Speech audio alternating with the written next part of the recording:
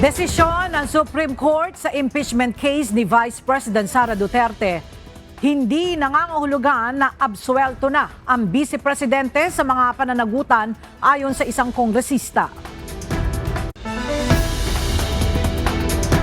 Investigasyon sa 6 na pulis na sangkot umano sa hold-up sa Makati sinimulan na ng PNP Internal Affairs Service. Ilang bahagi ng EDSA North Avenue isasara simula February 1 hanggang May 19 ayon sa MMDA. Mga motorista nagbabadyang salubungin ng oil price hike. Ngayong Pebrero, presyo ng LPG nakatakdaring tumaas. Care facility na hindi lisensyado sa San Pedro, Laguna, ipinasara ng DSWD. At Baguio City, handa na sa pagsisimula ng Banagbanga Festival sa February 1. Pagpapatupad ng mahigpit na seguridad at trapiko tututukan ng mga otoridad.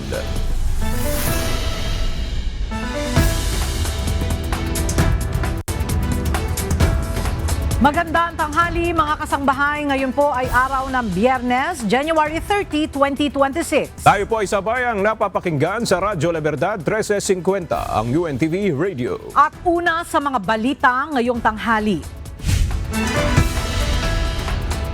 Susundin ng Kamara ang pinal na desisyon ng Korte Suprema na nagdedeklarang labag sa saligang batas ang inihaing impeachment complaint laban kay Vice President Sara Duterte noong 19th Congress. Nagpahayag naman ng pagkadismaya sa desisyong ito ang ilang kongresista. Ang detalye sa ulat ni Rosalie Coz.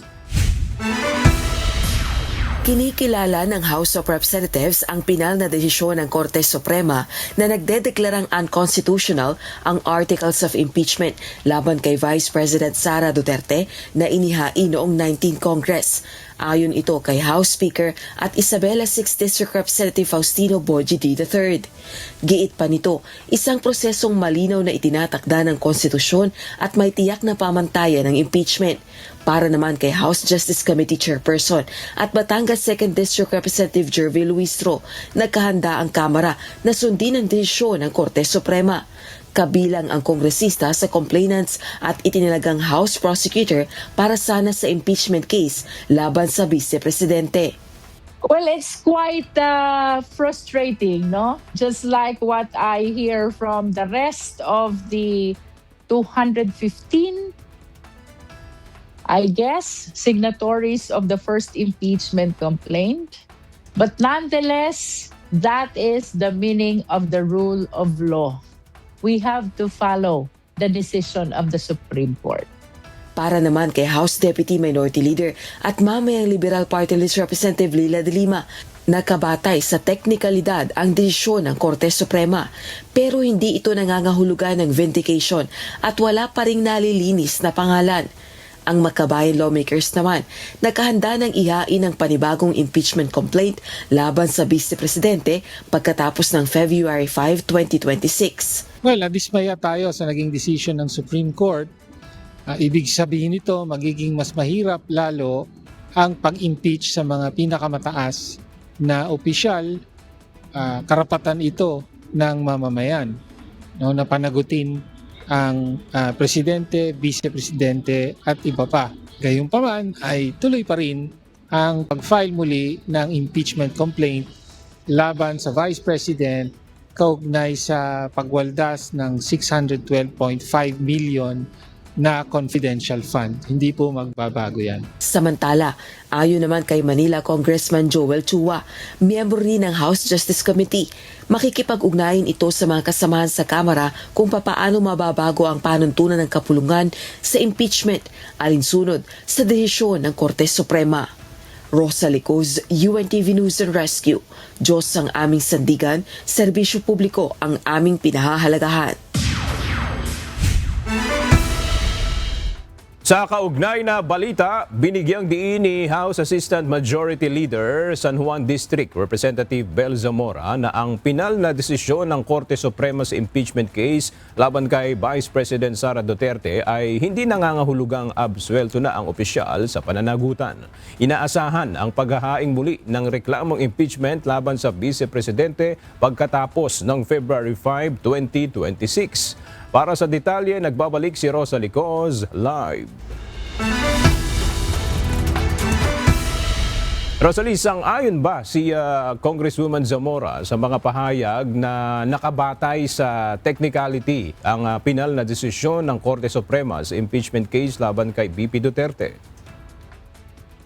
Aga sumasang-ayon si House Assistant Majority Leader San Juan District Representative Bel Zamora sa pahayag na nakabatay sa technicality yung pinal na desisyon ng Korte Suprema na nagdedeklarang unconstitutional ang Articles of Impeachment laban kay Vice President Sara Duterte noong 19 Congress.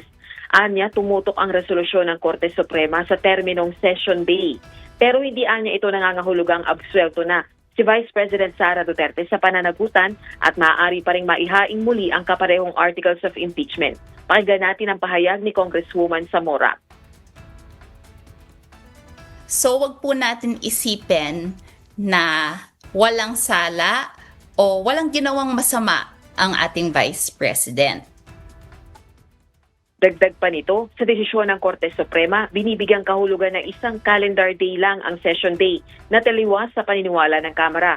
Naninindigan din itong sumunod ang House of Representatives sa panuntunan ng saligang batas, ng Kamara at mga naunang desisyon ng Supreme Court kaugnay ng impeachment proceedings. And for the Supreme Court, ang sabi nila, a session day is when a day is a calendar day when there is a Congress session. Now, for members of Congress, for the House of Representatives, a session day is actually interpreted as one that starts and ends upon adjournment of the proceedings. Sa kabila nito, handa pa rin ang kongresista na sundin ang desisyon ng Supreme Court. Sa tanong kung kailangan bang baguhin ang panuntunan ng Kamara sa impeachment proceedings, ang sagot ng House Assistant Majority Leader.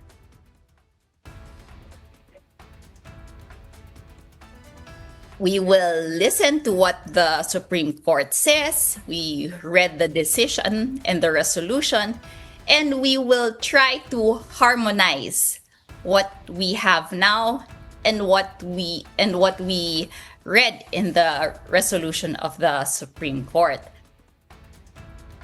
Samantala, naniniwala naman ang kongresistang hindi makaapekto ang Supreme Court ruling sa impeachment case namang inihain at kinakaharap ni Pangulong Ferdinand Marcos Jr.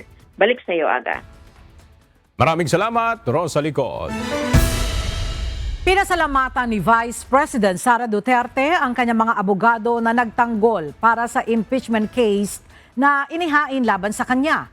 Kasunod ito ng desisyon ng Supreme Court na ibasura ang motion for reconsideration sa kaso at ideklarang pinal na ang hatol sa impeachment case.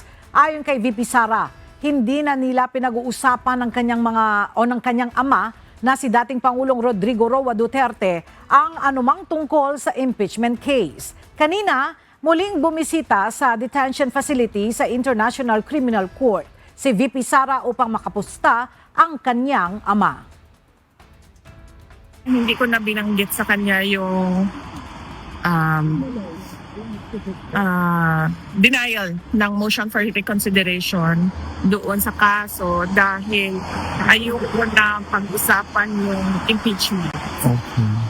Mas mabuting pag-usapan na yung mga ibang bagay na mas may relevance sa buhay natin at sa bayan kesa yung sa impeachment.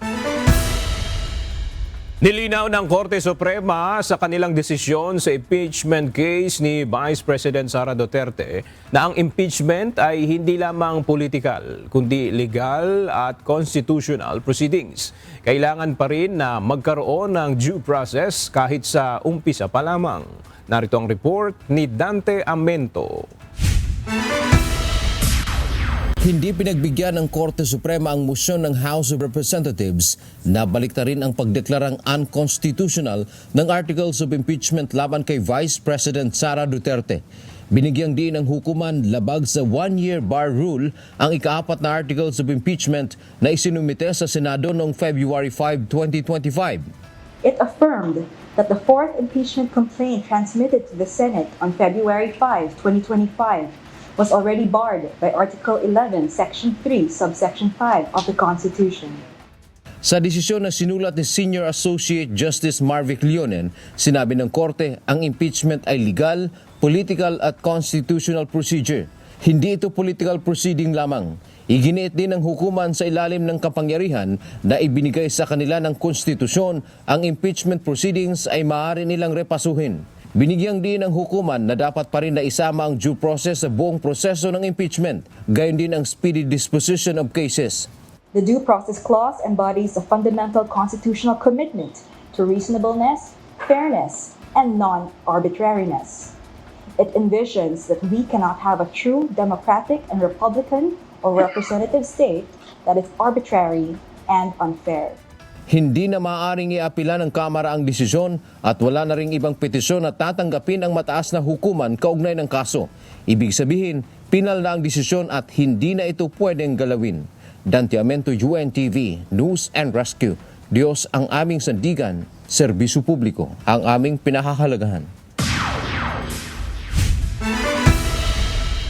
Kinumpirma ni Interior and Local Government Secretary John Vic Remulla na gumagamit ng foreign passport si Zaldico kaya malaya itong nakakabiyahe sa Europa. Sinabi ng kalihim na sisikapin ng pamahalaan ang ma-red flag at tuluyang makansela ang foreign passport ni Ko sa sandaling makuha ang kopya nito para hindi na ito makalabas ng Portugal.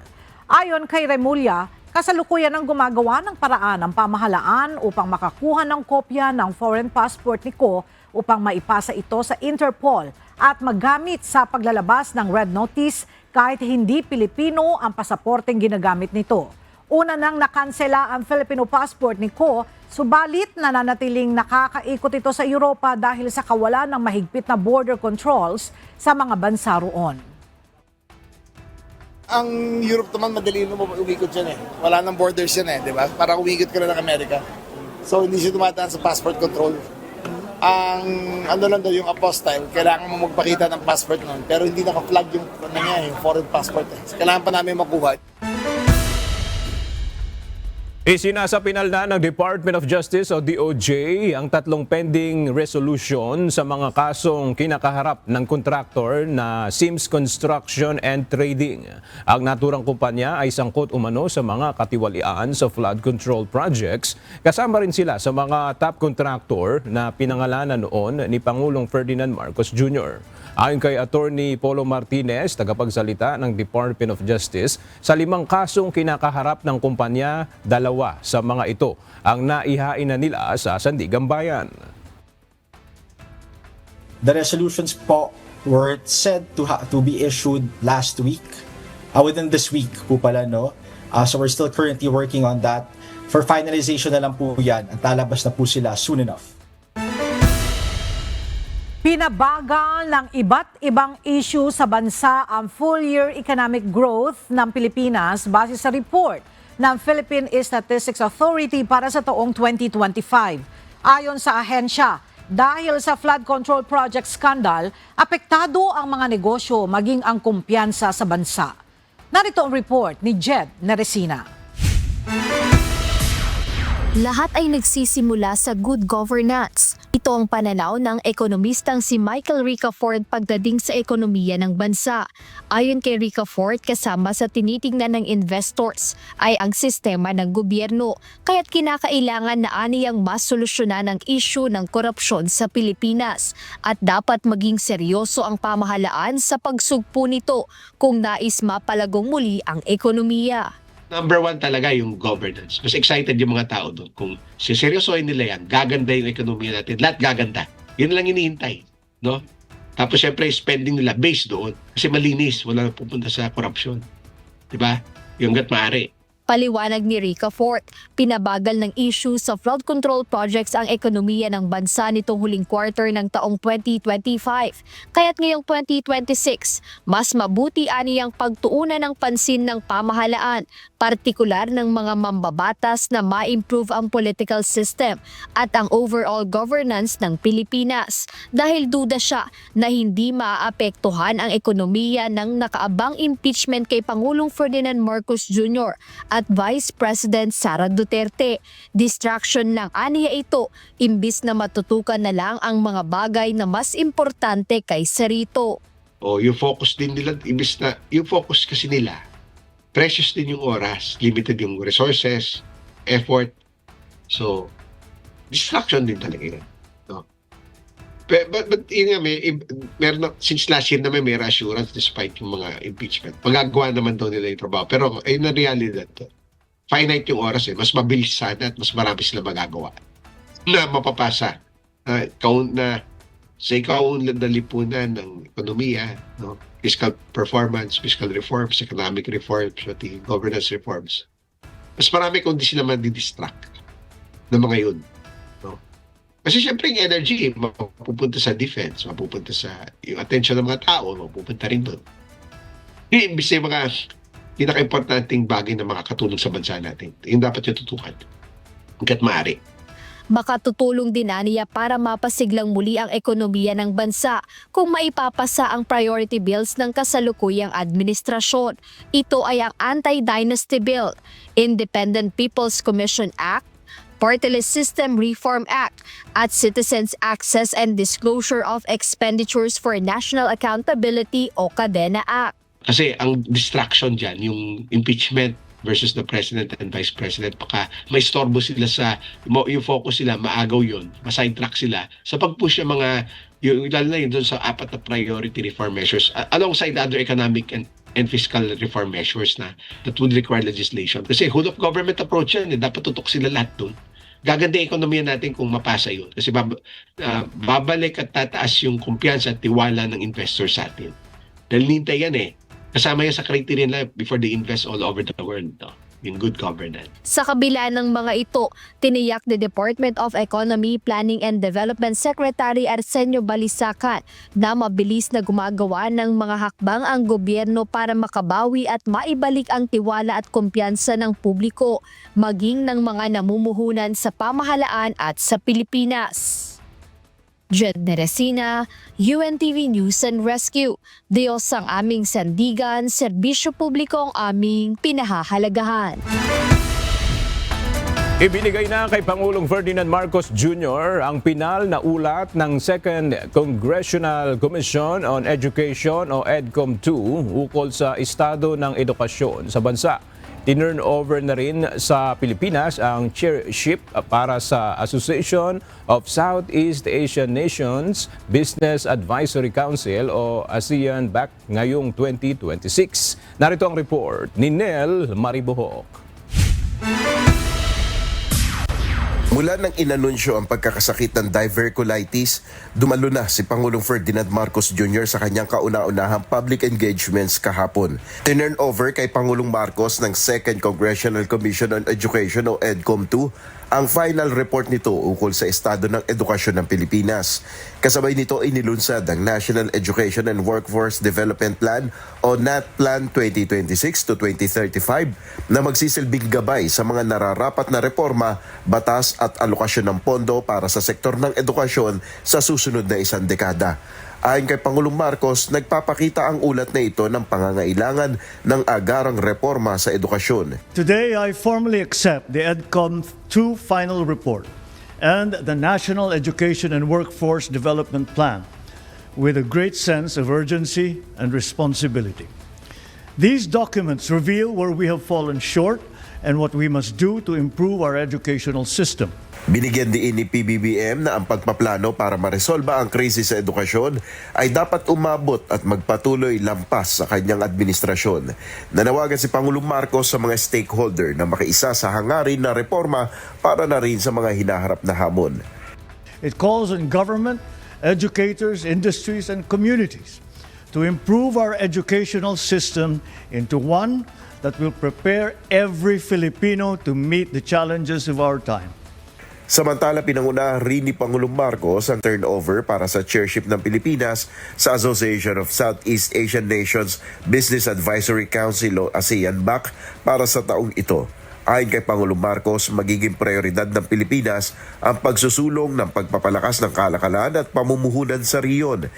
Under the Philippine chairship, we place strong emphasis on building economic corridors that expand trade and investment, strengthen regional supply chains, and open doors of opportunity for businesses and communities across ASEAN.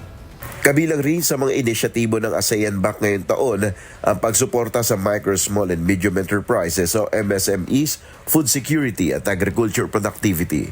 Nel Maribuhok, UNTV News and Rescue. Diyos ang aming sandigan, serbisyo publiko ang aming pinahalagahan. Itinuturi ng Department of Foreign Affairs o DFA na pinakamabigat na aksyon ang deklarasyon ng persona non grata sa isang foreign diplomatic personnel. Ito ang pahayag ng DFA na binasa ni Palace Press Officer Undersecretary Claire Castro kasunod ng plano ng ilang senador na gumawa ng resolusyon para himukin ng palasyo na ideklarang persona non grata ang Chinese embassy officials. Dahil na rin ito sa kritisismo ng Chinese Embassy personnel sa mga opisyal ng Pilipinas na nagbibigay ng pahayag ukol sa posisyon ng Pilipinas sa West Philippine Sea. Ayon sa DFA, dapat pag-isipang mabuti ang aksyon na ito dahil sa maaaring maging implikasyon nito sa relasyon ng dalawang bansa. It also carries tremendous implications moving forward, such as reciprocal action or other countermeasures in other areas, which is why it should not be made lightly and decided only with careful and clear thought and preparedness for how it will shape the Philippines' strategic interests moving forward. Inaresto ng Bureau of Immigration ng isang Chinese national matapos mahuling nagsasagawa ng negosyo ng walang lehitimong dokumento sa bayan ng Buug, Zamboanga del Sur. Kinilala ang dayuhan na si Jian Hong Liu na umano'y nagsisilbing manager ng isang establisimento at aktibong humaharap sa mga customer nang isagawa ang enforcement operation. Aminado si Liu na wala sa kanya ang kanyang pasaporte at digital copy lamang ang naipakita nito sa mga otoridad. Iginiit ng Bureau of Immigration na patuloy nitong paiigtingin ang operasyon sa iba't ibang rehiyon upang sugpuin ang iligal na pagtatrabaho ng mga dayuhan at tiyaking nasusunod ng mga ito ang mga batas ng Pilipinas. Minaliit ni Attorney Nicholas Kaufman ang usap-usapan na pinapapalitan na siya bilang abogado ni former President Rodrigo Duterte sa kinakaharap nitong kaso sa International Criminal Court o ICC. Ayon kay Kaufman, galing lang ito sa mga blogger at anyay mga gutom na ICC lawyer. Paliwanag nito, alam naman ni Vice President Sara Duterte na nakakontrata sila hanggang sa confirmation process ng ICC para sa kaso ni dating Pangulong Duterte. Bilang isang abogado ay alam din anya ni VP Duterte na hindi madaling magpalit ng abogado lalo na at 3 linggo na lamang bago ang confirmation of charges hearing ng dating Pangulo. Sakali man na palitan nga siya ay halos kalahating taon ang magiging delay sa kaso dahil pag-aaralan pa ito ng bagong abogado. Ito ay habang nananatiling nakakulong si dating Pangulong Duterte. Ipinasara ng Department of Social Welfare and Development o DSWD ang isang care facility sa Barangay Landayan sa San Pedro, Laguna umaga ng January 29. Ayon sa DSWD, walang lisensya ang nasabing shelter na pinamamahalaan ng isang blogger. Isang operasyon ang isinagawa ng DSWD Standards Bureau sa pakikipagtulungan ng City Social Welfare and Development Office at DSWD Field Office Calabarzon para masagip ang mga individual na nasa pangangalaga ng nasabing care facility. 12 individual ang nasagip sa nasabing pasilidad, kabilang ang 2 minor de edad. Agad namang isinailalim ang mga ito sa medical assessment at profiling bago sila inilipat sa kustodiya ng DSWD.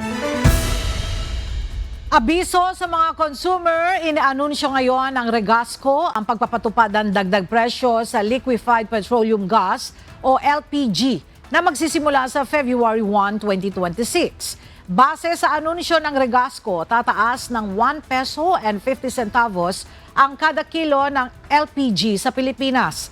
Nangangahulugan ito ng dagdag na 16 pesos and 50 centavos na dagdag sa kada regular na 11 kilogram na tangke ng LPG. Ayon sa Regasco, ilang sa mga dahilan ng LPG price hike ay ang matinding lamig at winter storm na nararanasan sa ibang bansa.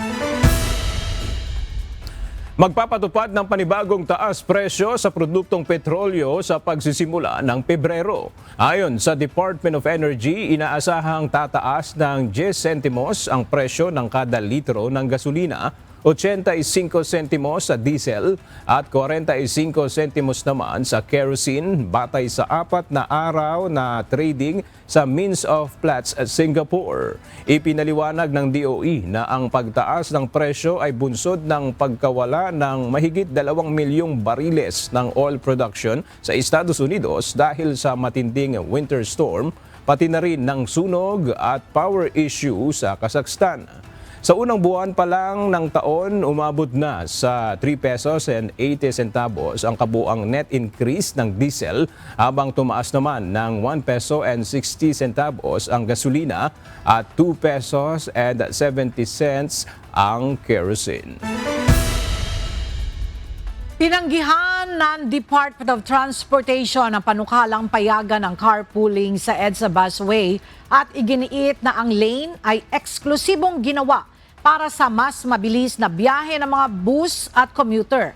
Ayon sa ahensya, anumang pagbubukas ng busway sa mga pribadong sasakyan kahit sa ilalim ng carpool scheme ay magpapabagal sa operasyon ng mga bus at sisira sa layunin ng proyekto. Ito ay matapos sabihin ng Metropolitan Manila Development Authority o MMDA na pag-aaralan nila ang planong payagan ang mga high occupancy vehicles na may hindi bababa sa 10 pasahero na gumamit ng busway upang maibsan ang trapiko. Nilinaw ng DOTR na bukas ito sa talakayan sa mas malawak na solusyon sa trapiko, ngunit mananatiling bus-only ang EDSA busway.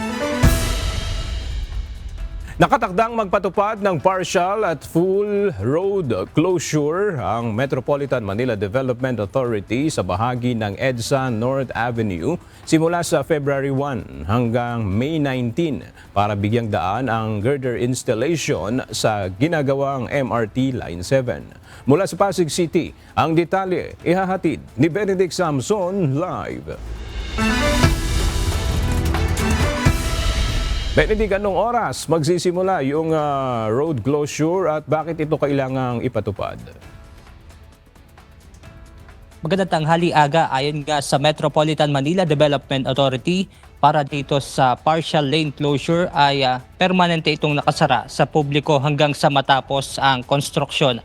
At para naman dito sa full road closure ay magsisimula ito ng alas 10 ng gabi hanggang alas 4 ng madaling araw.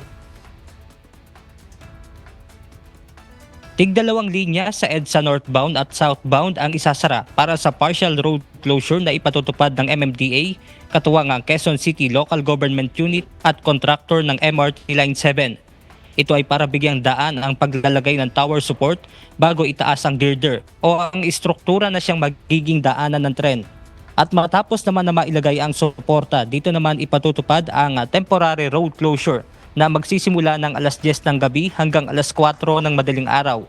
Sa inilabas sa Traffic Management Plan ng MRT Line 7, isasara ang northbound o North EDSA sa pagitan ng Landmark Trinoma at Unified Grand Common Station simula February 1 hanggang May 19, 2026.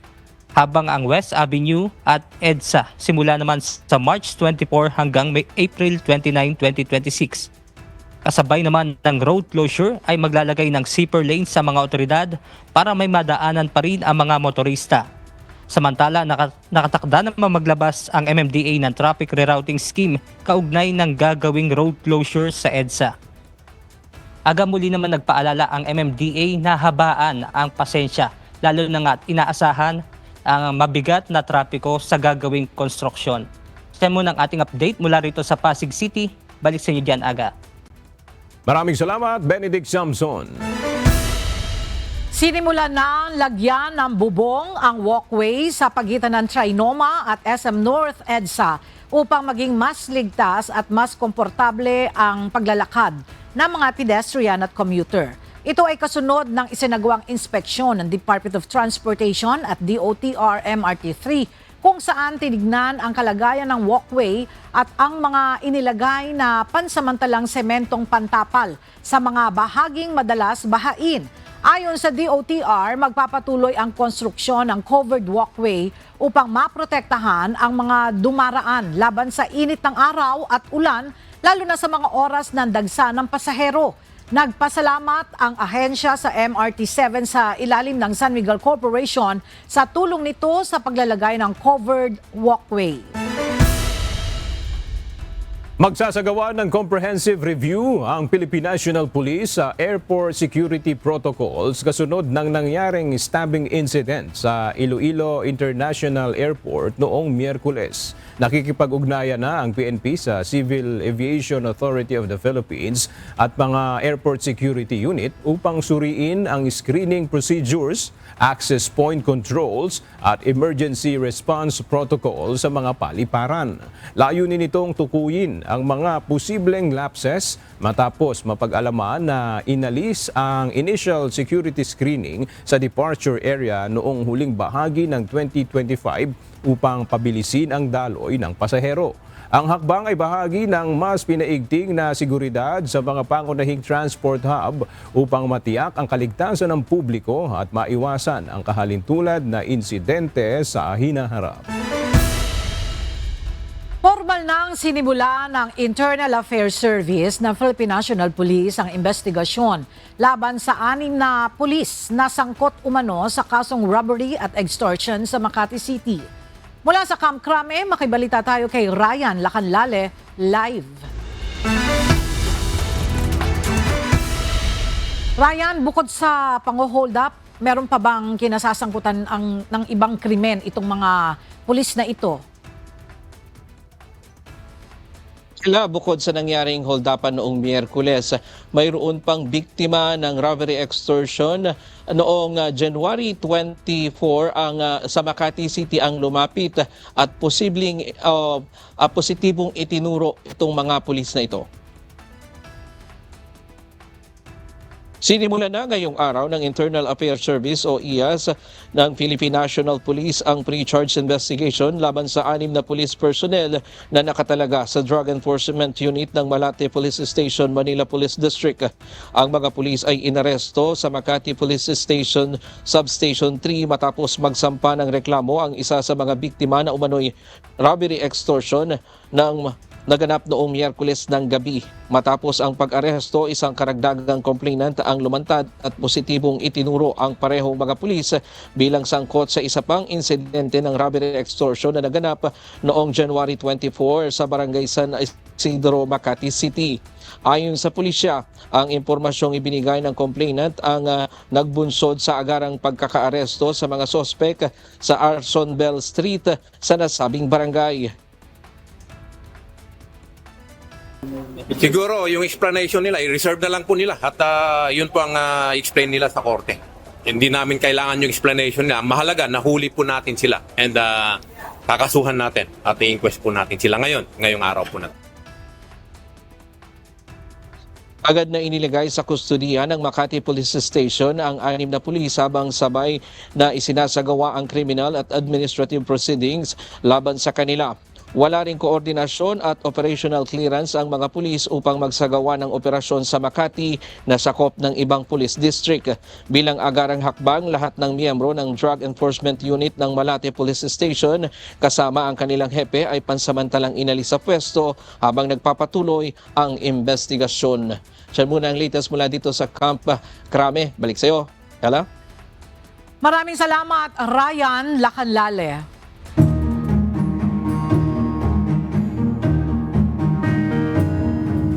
Magpapatuloy ang search and rescue operation ng mga otoridad sa lumubog na MV Tricia Kirsten 3 sa Basilan kahit lumampas na sa bilang na nakasaad sa manifesto ng RORO ang mga nare-recover.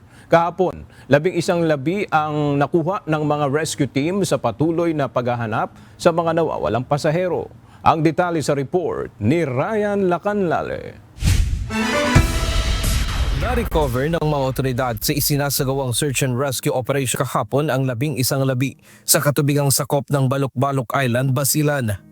Bukod sa mga ahensya ng pamahalaan at pribadong sektor, tumulong din sa search and rescue operation ng mga residente, mangingisda at mga kaanak ng mga nawawalang individual.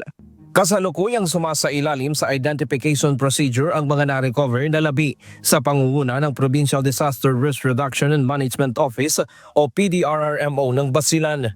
Batay sa manifesto ng RORO, 10 lamang ang opisyal na nakatalang nawawala. Gayunman, may ilang individual na nagpaabot ng impormasyon sa Philippine Coast Guard na kasama ang kanilang mga kaanak sa sakay ng lumubog na RORO. Dahil dito, umabot na sa 29 ang kabuuang bilang ng mga nasawi.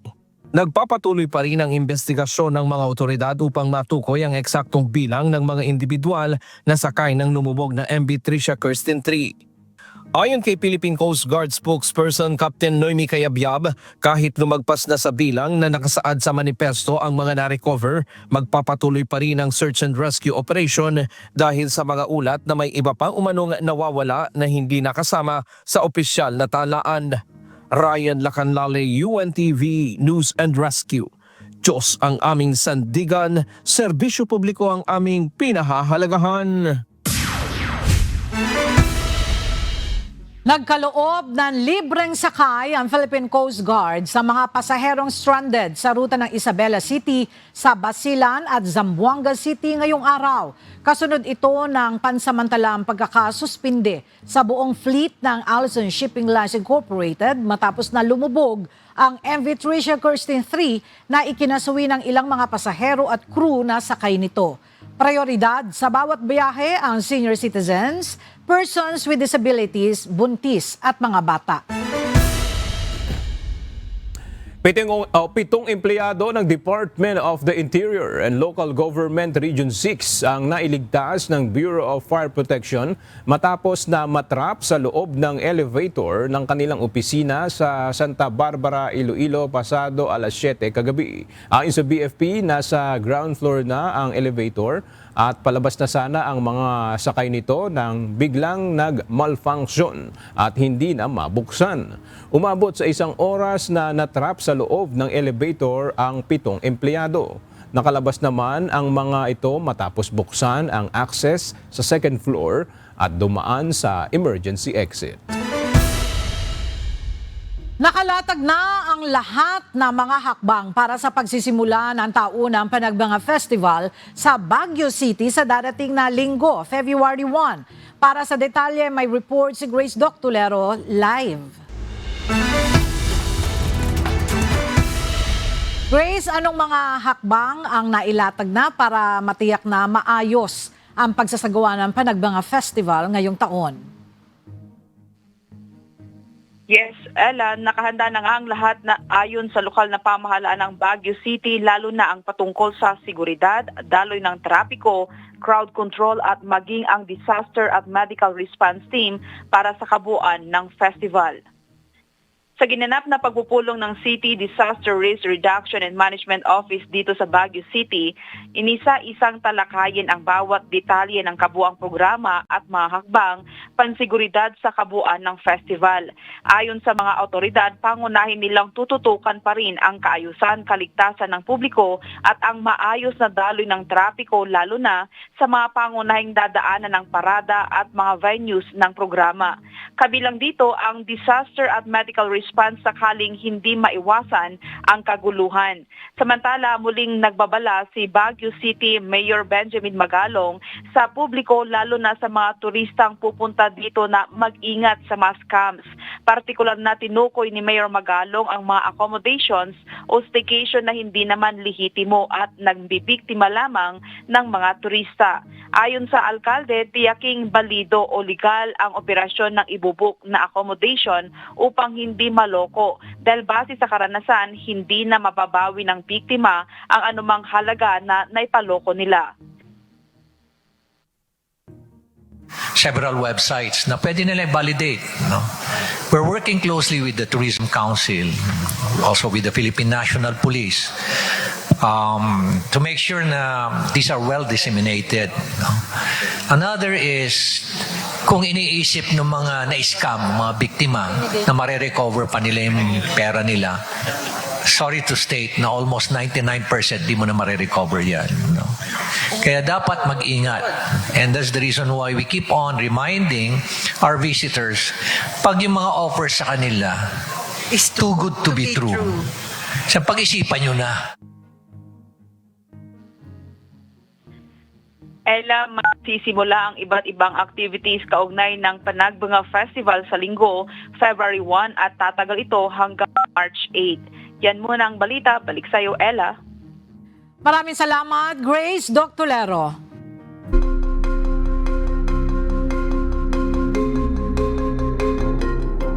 Napipintong muling magpatupad ng partial shutdown ng pamahalaan ng Amerika matapos tanggihan ng Democrats sa US Senate ang 6 na panukalang spending bills. Ito ay bilang protesta sa pagkasawi ng 2 demonstrador sa gitna ng ipinatutupad na immigration crackdown ng Trump administration. Iginiit ng mga Democrat na hindi nila susuportahan ang panukala hanggat hindi hinihiwalay at muling tinatalakay ang pondo ng Department of Homeland Security upang lagyan ng limitasyon ang operasyon ng Immigration and Customs Enforcement o ICE. Kung tuluyang magpapatupad ng shutdown, daan-daang libong empleyado ng gobyerno ang maaring maapektuhan sa gitna ng tumitinding tensyon sa politika bago ang midterm elections. Inihayag ni US President Donald Trump na pumayag umano si Russian leader Vladimir Putin na pansamantalang itigil ang pag-atake sa Kiev at iba pang lungsod sa Ukraine sa loob ng 1 linggo dahil sa extraordinary cold na nararanasan sa rehiyon. Wala pang kumpirmasyon mula sa Russia ukol sa naturang kasunduan, ngunit sinabi ni Ukrainian President Volodymyr Zelensky na umaasa siyang tutuparin ng Moscow ang ipinangakong pagtigil ng pag-atake. Ayon kay Trump, personal niyang hiniling kay Putin ang pansamantalang paghinto ng opensiba habang inaasahang babagsak sa hanggang negative 24 degrees Celsius ang temperatura sa Kiev sa mga susunod na araw. Ito ay inihayag sa gitna ng patuloy na pag-atake ng Russia sa energy infrastructure ng Ukraine na nagdulot ng pagkawala ng kuryente at kawalan ng heating system ng milyong-milyong sibilyan ngayong taglamig. We asked President Putin if they could stop the shooting for a week. They're being hit with proportionately the kind of cold that we're being hit. It's much colder in Ukraine to start off with, but it's really cold now, and he agreed to do that. We appreciated that very much. Papayagan na ng China na manatili ng hanggang 30 araw ang mga British tourist sa China nang walang visa. Inanunsyo ito kasunod ng pagbisita ni UK Prime Minister Keir Starmer sa Beijing at pakikipagpulong kay Chinese President Xi Jinping. Sinabi ng pamahalaan ng UK na makatutulong ang visa-free travel sa pagpapalakas ng negosyo, turismo at kalakalan, kabilang ang pagbawas ng buwis sa imported na UK whiskey at posibleng kasunduan sa serbisyo. Bagamat pinuri ang hakbang na makakabuti sa ekonomiya, iginiit ng ilang kritiko na dapat maging maingat ang UK sa pakikipag-ugnayan sa China dahil sa mga issue sa national security at human rights.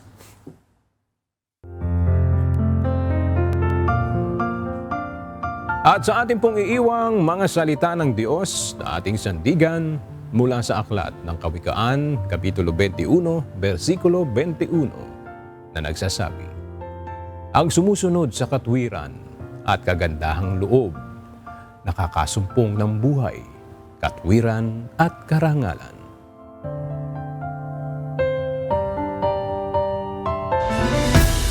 At yan ang mga balitang aming tinutukan at inaksyonan dahil sa aming pagbabalita. Una, ang pagkalinga sa kapwa. UNTV C News, may balita sa anumang panig ng daigdig. At dito sa UNTV, Diyos ang aming sandigan, serbisyo publiko ang aming pinahahalagahan. Magandang tanghali at Happy Weekend!